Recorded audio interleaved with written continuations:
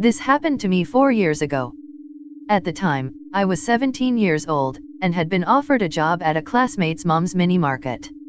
Here in my country, I'm in South America, for context, those are pretty common, and sell everything from frozen food to bathroom necessities. Usually people will build a tiny separate building next to their house for it and work the store themselves. Every condo/village, these seem to mean something entirely different here, has about one on every main street. Anyway, my classmate's mom offered me to work there, Monday to Saturday, 8 a.m. to 4 p.m., with some very good cash and free lunch. He lived about a mile away and my house was directly connected to his bicycle path, so I would get to use my brand new bike as a means of transportation. Basically the perfect job for a teenager. I did not enjoy working there. Don't get me wrong, I actually like working, and I like money. But this store had too much going on in it, so I had to make ice cream cones, bag chicken breasts, laminate ham, and cheese. Again, I think those things already come laminated in most countries. Work the coffee machine, and keep everything immaculate and in order, while checking that all the stuff this lady had on her store wasn't expired. Keep in mind, I'm talking January 2014, and I found a bag of sausages expired on January 2013 being sold during my first week there. Overall, it wasn't really abusive, she just didn't know how to manage her store. Or her money. That's a completely different story though. But by the way, ex-boss, let's not meet ever again cause God your store was unsanitary AF. Anyhow, one of my many jobs there was keeping an eye on fruit and veggies, meaning checking for the rotten ones and throwing them away and refilling the goddamn tomatoes if the shelf was emptying. There was only one huge problem for me as a 5'4", 120 pounds girl, the 45 pounds potato sack. For context, right in front of the store there was a huge green area, and we have public workers, gardeners, who take care of them. They have one specific person in charge of specific areas, so the same man would always be there doing his job. Let's call him Pete.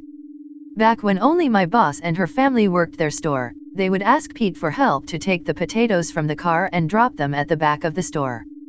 He would always help, and the only thing he asked for as payment was a cup of coffee and a sandwich.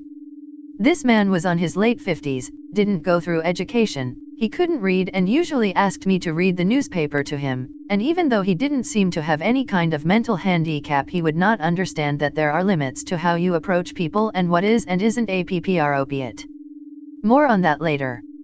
Anyway, whenever we had to take the potatoes out of the car, my boss would phone him and he would come in quickly, as he had a red bike with an engine attached to it. Everyone was very comfortable with him. He was just an old man who helped with the heavier duties and asked for very little in return. As I started learning the job, my boss wouldn't be around to help me when I had doubts, meaning I was completely alone in the store. I would struggle by myself on moving the potatoes from the back of the store, and often would lose a piece of a fingernail or something. Because of this, whenever she left, she would ask the gardener to keep an eye on me and help me with it. The problem began pretty quickly. I have interacted many times with people with conditions, and I'm not trying to be rude, but when someone has some kind of mental health issue or syndrome, even if they can normally function and even have jobs, you can kinda tell, and I assure you, this man was completely healthy and normal.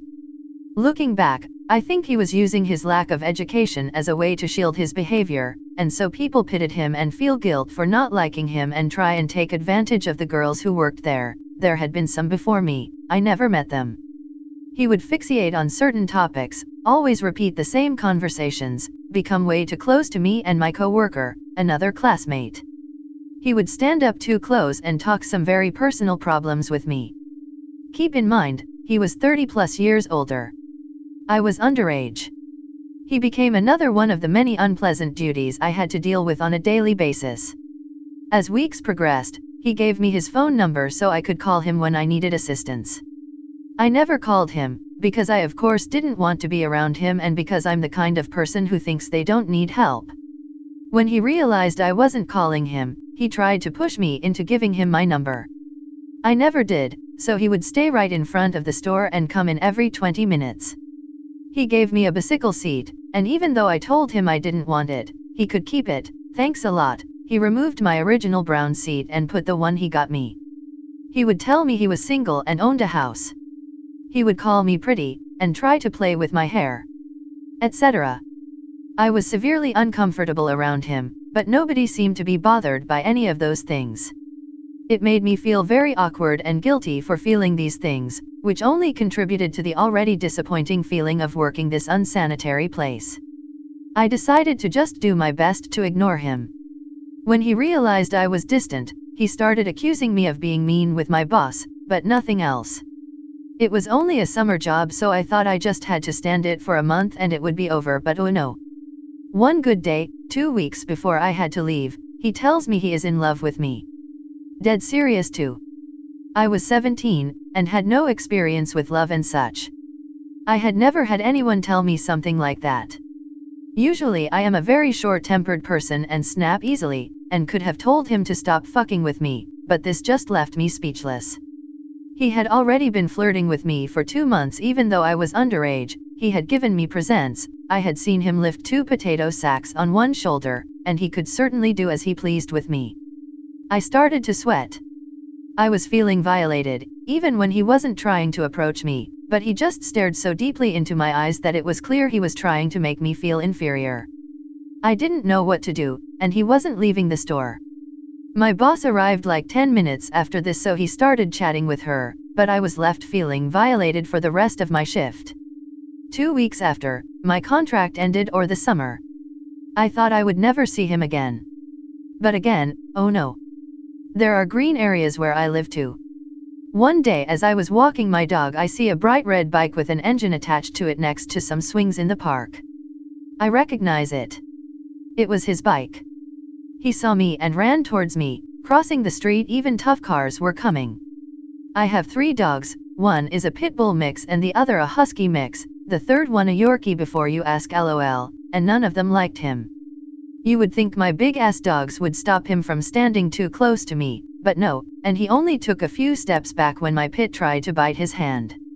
I had never seen them so angry. He told me his boss had realized he was slacking on his job to help at the store and he didn't like that, so he was moved to another area away from the store, my area. He insisted on asking where my house was, just like he insisted on my phone number back in the day. My house was a quarter of a mile away. I told him I lived to the opposite direction because, of course, I didn't want to tell him where I lived. That day, I told my mom about this creepy old man and all the things he had done that point. She yelled at me for not snapping at him or something, like she didn't understand this man could carry 2 of those potato sacks on one. I asked her not to tell my dad, because he would get mad at me. Yes, they are the kind of parent who get mad at their kids for things that aren't their fault. They once yelled at my brother when he had his phone stolen on the bus by a guy with a knife. Mom did tell though. The next day my father mysteriously offered to walk the dogs. And the day after that, Pete wasn't around to be seen. Mom told me later that my dad approached Pete and threatened him. Knowing my dad, he probably told him about his military background and his gun. Pete asked to be moved to any other area right there, with his boss on speaker and my dad listening. My city is pretty small, so I still see him when I go on longer walks about 4 miles from my house, but he no longer tries to talk to me. Instead, he keeps his head down and starts moving faster to the opposite direction. Goodbye, you old creep. Let's not fucking meet again.